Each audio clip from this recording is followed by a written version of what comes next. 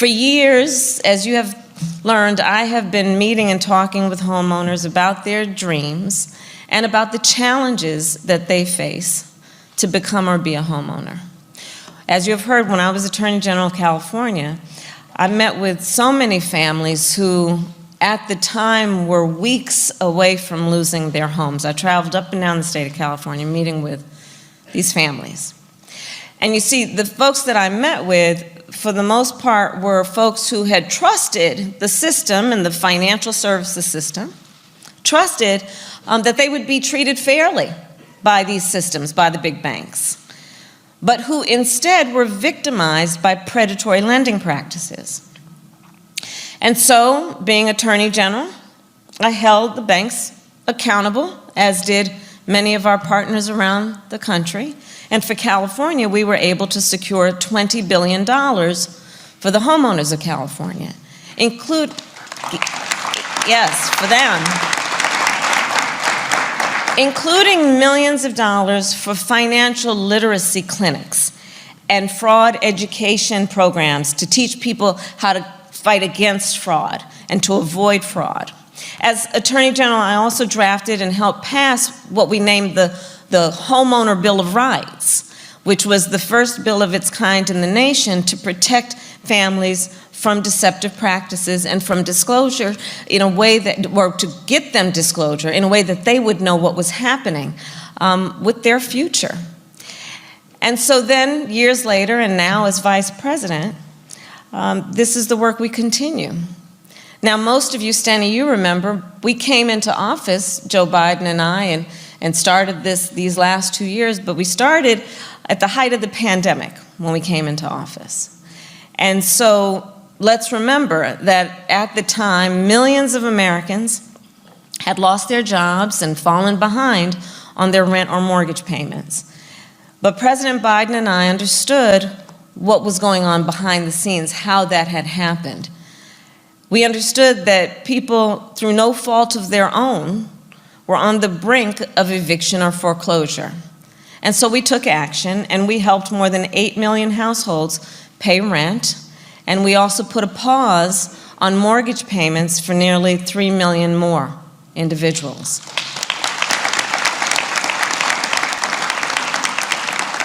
And that brings us to today, where we are here to make an announcement about how we can help more people in connection with their ability to be a homeowner. So here's how it works. So let's say that you dream of buying a home like so many hardworking people. Good morning, friends. So it is happening. Huge changes are going into effect in just a few weeks. The Biden administration has already confirmed the end of the national health emergency. And this will mean that millions of Americans will lose their eligibility for Medicare and other benefits. So lawmakers are coming up with possible solutions for this big issue. My friends, please make sure that you watch until the end of this video for all of the details. Also, I will be announcing 2 winners for the Walmart gift card giveaway in a video later today.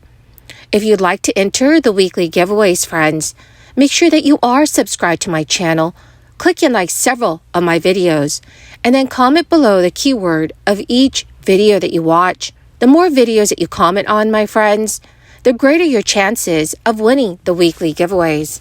More than 60 million Americans rely on Medicare for health coverage, and raising the alarm about potential cuts to the program is a taking point among Republicans and Democrats. Medicare Advantage policies, which is administered through Medicare-approved private insurance companies, bundle the traditional Medicare program's separate hospital, medical, and prescription coverage into one plan. The plans are optional and can lower out-of-pocket costs while offering other benefits, including vision and dental services, that are not usually included in the original Medicare program. About 28 million people, or nearly half of those eligible for Medicare, were enrolled in Medicare Advantage plans in 2022. The Centers for Medicare and Medicaid Services recently announced 2 proposed changes that would affect Medicare Advantage insurers. One is a rule change set to take effect on April 3, 2023. It is intended to increase the government's ability to audit Medicare Advantage plans and recover past overpayments. The rule change would return billions of dollars to the federal government and is likely to reduce private insurers' profits, though experts say the reductions would be minimal compared with overall spending. Those companies might increase enrollees' out-of-pocket costs or reduce their benefits. The other is an annual update that would modify Medicare Advantage's risk adjustment model, which determines how much the government pays insurers for beneficiaries' reported health conditions.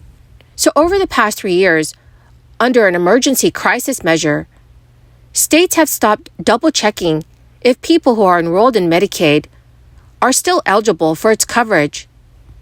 If you were enrolled in Medicaid in March 2020, or if you became eligible at any point during the crisis, you have remained eligible the entire time now, no matter what, even if your income later went up.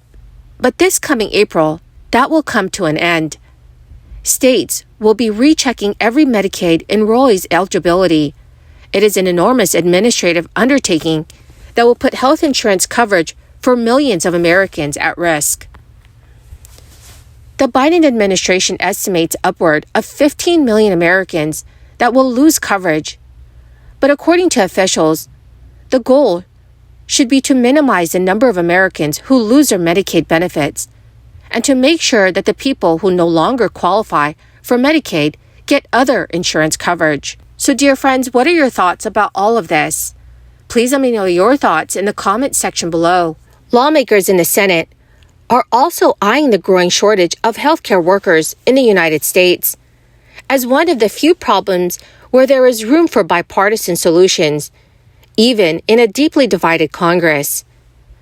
The shortage of healthcare workers of all sorts is a widespread problem, but it's especially acute in rural areas and minority communities.